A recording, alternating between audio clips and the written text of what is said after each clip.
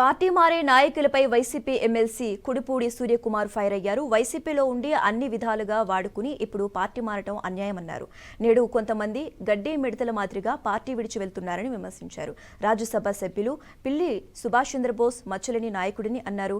మాజీ ముఖ్యమంత్రి వైఎస్ జగన్మోహన్ రెడ్డి సెట్టిబజ్జీలకు గుర్తింపు ఇచ్చి రాజ్యసభ ఎంపీ, ఎమ్మెల్సీ, ఎమ్మెల్యేలను చేశారన్నారు. సుభాష్ చంద్రబోస్ గారు పార్టీ మారుతున్నారని చెప్పి చేస్తున్నటువంటి అవాస్తవాల ప్రకటన అంతా కూడా కేవలం అభూత కల్పన.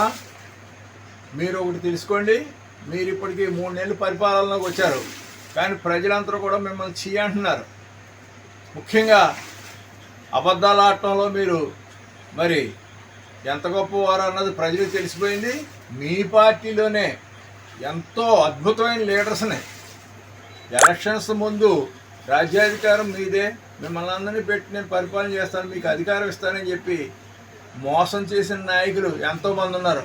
మీకు శ్రీకాకుళం నుంచి శ్రీ కిమిడి కళా వెంకటరావు గారు కానీ, కోన రవికుమార్ గారు కానీ, విజయనగరం నుంచి మరి అశోక్ గజపతిరాజు గారు కానీ, అలాగే మరి ముఖ్యంగా విశాఖపట్నం నుంచి గంటా శ్రీనివాసరావు గారిని కానీ, అలాగే తూర్పుగోదావరి జిల్లా నుంచి యనమల రామకృష్ణుడు గారిని కానీ, అలాగే జ్యోతుల నెహ్రూ గారిని కానీ, అలాగే నిమ్మకాయల చినరాజప్ప గారిని కానీ, అలాగే కాకినాడ నుంచి వనమాడి కొండబాబు గారిని కానీ, రాజమండ్రి నుంచి బుచ్చి చౌదరి గారిని కానీ, అలాగే వెస్ట్ గోదావరి నుంచి మరి ముఖ్యంగా మరి రఘురామకృష్ణరాజు గారిని కానీ, ఇలాగ ఎంతోమంది నిష్ఠాతులైనటువంటి గొప్ప గొప్ప మేధావులు ఉంటే వాళ్ళందరినీ కూడా మౌనం తొక్కేసి గంజాయి స్మగ్లర్లని మీరు ఇసుక అమ్ముకు